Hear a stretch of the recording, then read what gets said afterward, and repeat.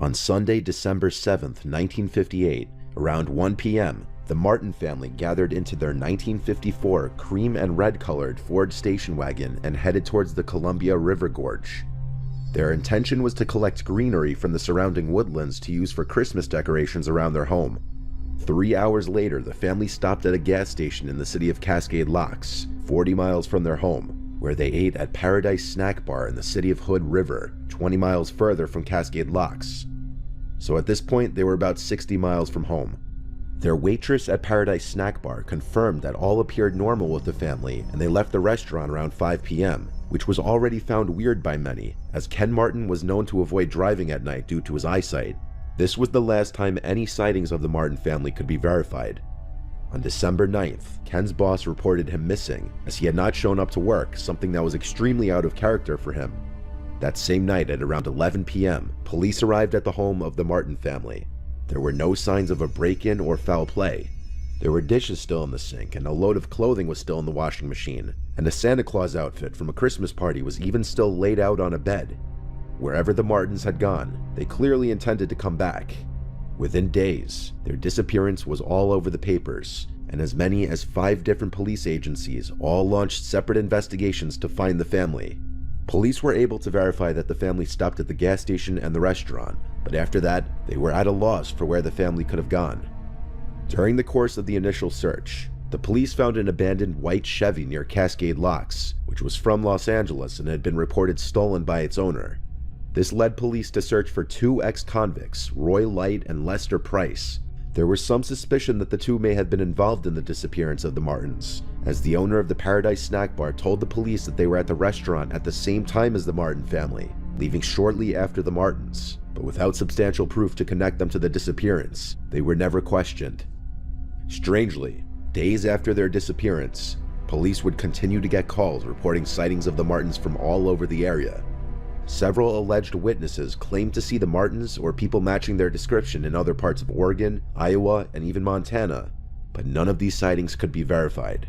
2 witnesses claimed to see the Martin station wagon around dusk parked under the Bridge of the Gods in Cascade Locks with 2 men standing next to the vehicle and speaking to the passengers inside, though this couldn't be verified. But if it was true, this was the last known time they were seen alive.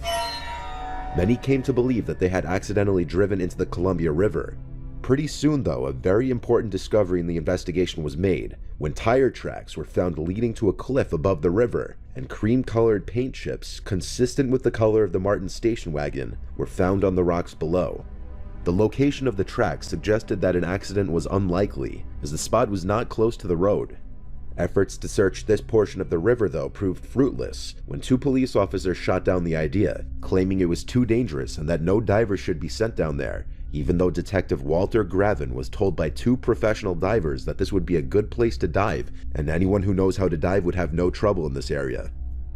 In the early morning of May 2nd, 1959, a fisherman and his wife reported something strange floating downstream near the Bonneville Dam in the Columbia River Gorge near Portland, Oregon. To them, it appeared to be 2 bodies, and unfortunately they were right. The following day, one of the bodies was found on the north bank of the Columbia River, and the next morning, the second body was recovered. They belonged to Susan and Virginia Martin, ages 11 and 13. Though the official cause of death for both girls was determined to be drowning, a technician reportedly spotted what he believed to be bullet wounds in each of their heads and informed Dr. Waterman, the medical examiner. In his report, however, Waterman stated that no such injuries were found. Likewise, no police reports or newspaper articles from the time indicated that any signs of foul play were present. The examination also revealed that both Virginia and Susan had eaten burgers and fries within 2 hours of their deaths, consistent with the testimony of the waitress from Paradise Snack Bar. Dr. Waterman claimed to have received several threatening phone calls after the bodies had been discovered. Each time, the voice of what sounded like a young man warned Dr. Waterman that he would be harmed should any of the other missing Martins be identified. But there was actually one surviving member of the Martin family, Donald Martin.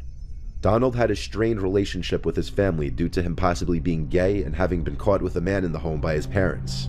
He never came out to aid in the search for his parents and sisters, claiming that his Aunt Charlotte had encouraged him to stay put in New York. However, Charlotte refuted this claim, stating that she didn't understand why Donald hadn't traveled to Oregon to help look for his family. Donald also didn't attend the memorial services for either of his sisters, claiming to have gotten the dates mixed up. As the only surviving family member, Donald was the sole beneficiary of the Martin estate, totaling around $36,000 at the time. 4 years earlier, Donald had been fired from his job at the Meyer and Frank, a department store in Portland. He had been fired for stealing over $2,000 worth of merchandise. One theory suggests that Donald had some involvement in the disappearance of his family, not just because of his poor relationship with his family. No, there was something much worse that came up. A .38 automatic pistol covered in blood was discovered under a rock near Cascade Locks in January 1959. A single spent bullet was found in the chamber of the gun. Bizarrely, the weapon was never processed as evidence and was later cleaned and returned to the man who found it.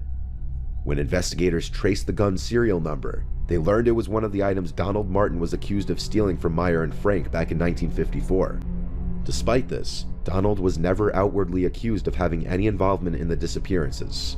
To this day, Ken, Barbara, and Barbie Martin's bodies remain unfound, along with their vehicle.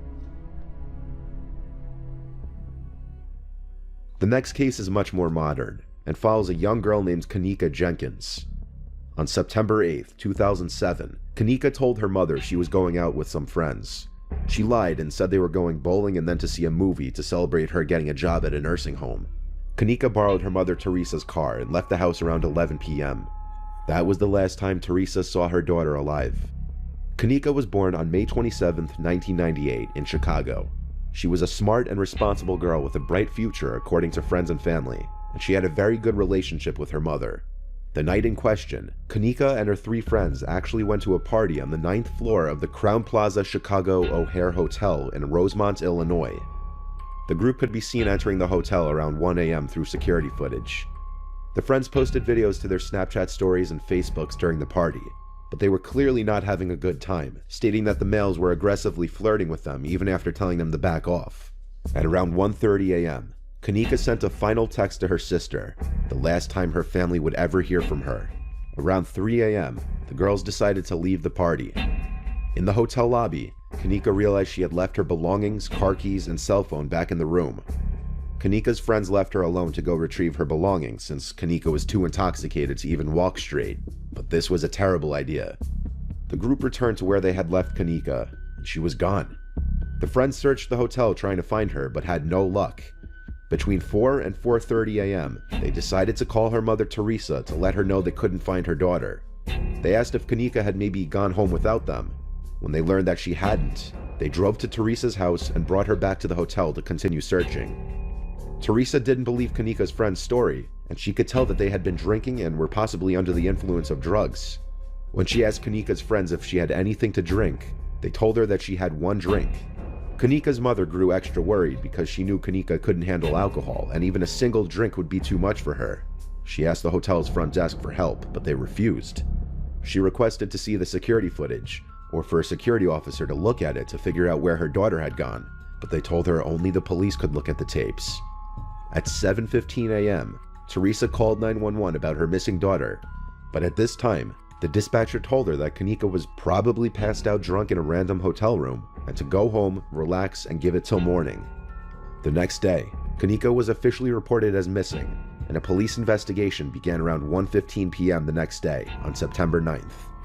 Hotel staff claimed they looked at the security footage and didn't see anything, oddly enough, and you're about to hear why. Police searched the hotel and surrounding areas, but came up with nothing. Around 10 p.m., an officer decided to look back through the security tapes in case something was missed.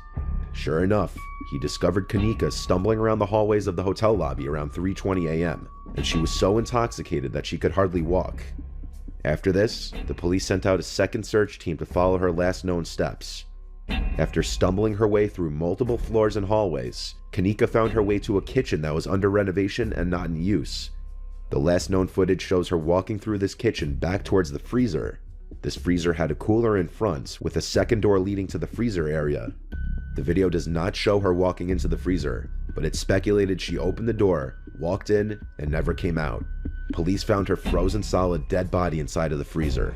Others speculate that the hotel had something to do with her death, and that her placement in the freezer is a cover-up.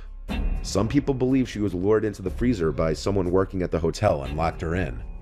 Some say she was killed off camera, put in a black garbage bag, and dumped into the freezer to make it look like she stumbled into the freezer on her own. A lot of people believe the hotel might have had a motive to cover up whatever happened to her, because the party being held at the hotel was paid for using stolen credit cards, and there was underage drinking and illegal drugs inside the room. The hotel knew about the party, as they had received several noise complaints but did nothing to stop it. Was the hotel trying to hide the truth about Kanika's death so they wouldn't get in trouble for having an illegal party at their hotel? Or was her death simply an accident? Perhaps more details may come to surface one day that may give a definitive answer.